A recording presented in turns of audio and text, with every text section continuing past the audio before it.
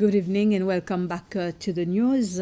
Several inhabitants of La Digue have signed a petition asking that the new hospital for the island is built in the same location as the current one. This follows an announcement made by President Ramkalawan during his last working visit to La Digue that the new hospital will be built at L'Union rather than La Paz. He also indicated that the foreign partner had agreed to fund the construction of the new hospital. A total of 535 inhabitants signed the petition. It was the member of the National Assembly for La Digue, Rocky Urani, who sent the petition demand to the president. The Secretary of State of Foreign Affairs, Ambassador Barry Faure, has announced his resignation, which will take effect on the 1st of December. He announced his decision on his Facebook page, saying that it was one he had taken jointly with his family. Ambassador Faure thanked everyone who assisted him in his various duties in Seychelles and abroad since he joined the public service 37 years ago. He has also apologized to anyone he may have offended in any manner. The Seychelles Civil Aviation Authority is introducing pay parking service as from the 1st of December at its main car park at the airport at Pointe-la-Rue as part of a special payment arrangement for SCA staff, airport operators, long-term parking and special access. SCA is providing 5 access cards for the parking areas. The General Manager of Commercial Services at SCA, Florence Marengo, says through the payment system there will be more parking slots and security at the car park. The aim of the system, the pay parking system, is to improve customer services at the parking facilities of Seychelles International Airport. It will allow us also to strengthen our security and safety controls and surveillance, and implement supportive measures relating to health requirements as required by the health authority. And when they come to the airport to use our restaurants to meet their guests or to use the banking facility, now customers can be reassured that they will have availability of parking for them, and they will also be guided by security on appropriate areas where they need to access, if they need to do drop-off and pick-up, etc. A new testing station for COVID-19 will soon become operational at English River. It will be located in the new music stadium and will replace the one which is at the Football Federation in Victoria. ISPC Seychelles is financing the furnishing component of the project. The company has raised 110,000 rupees through a charitable event linked to the annual golf tournament on Pralin. The franchise manager, Warren Farrell, presented the check to the Chief Executive Officer of the healthcare agency, Dr. Danny Louange, at the Victoria Hospital yesterday. Dr. Louange welcomed the donation, which he said will help strengthen their response towards COVID-19.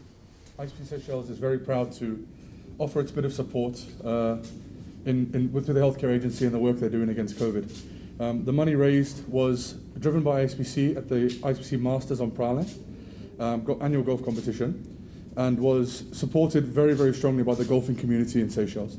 The money raised was held at a charity auction on the gala dinner night that we had after the tournament, or during the tournament, and the members of the golf community really joined in, along with us, with ISPC, to try and raise this money. So it's as much for them as it is for us, but we're very happy to support the ongoing fight against COVID in the community. It's a new testing station that will be closer to town at the music stadium.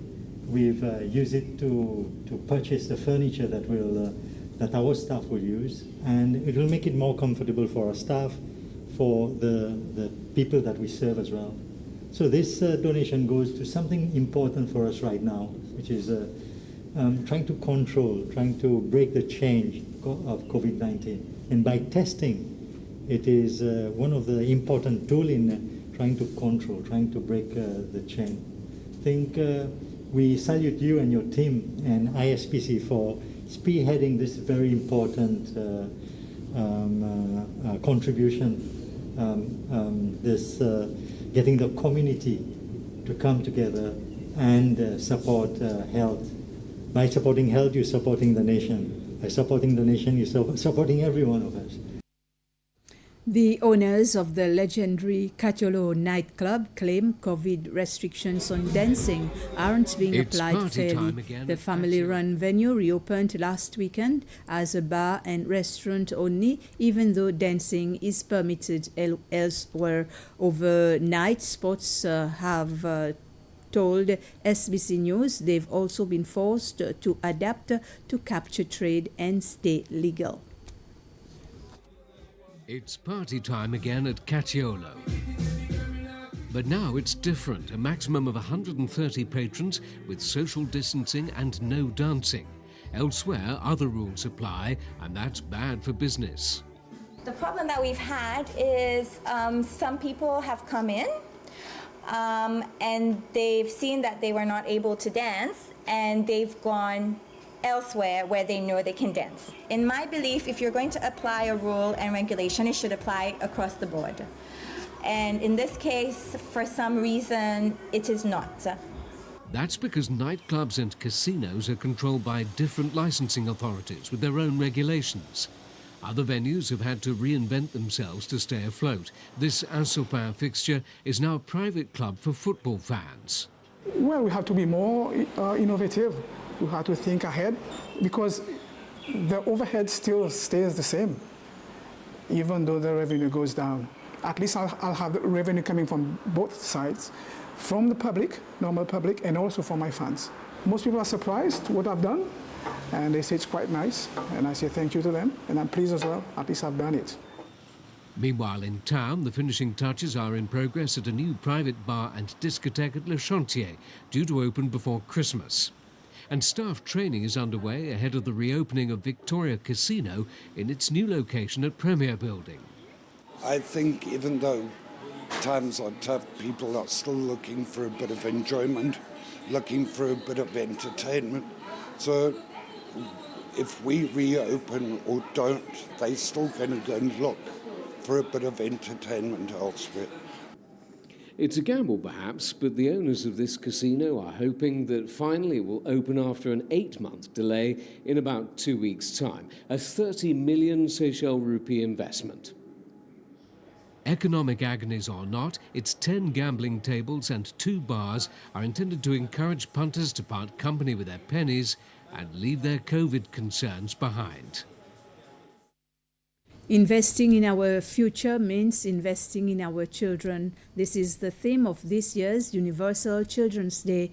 On this occasion, the chairperson of the National Council for Children and the National Commission for Child Protection, Ambassador Erna Athanasius, has sent a message asking for renewed commitment towards the protection of the rights of children, especially during this unprecedented era of COVID-19 pandemic. She has called for continued review of legislation that affect children and greater accountability for violation of children's rights. And to the children, she has asked them to focus more on their education, which holds the key to unlocking a brighter future for them.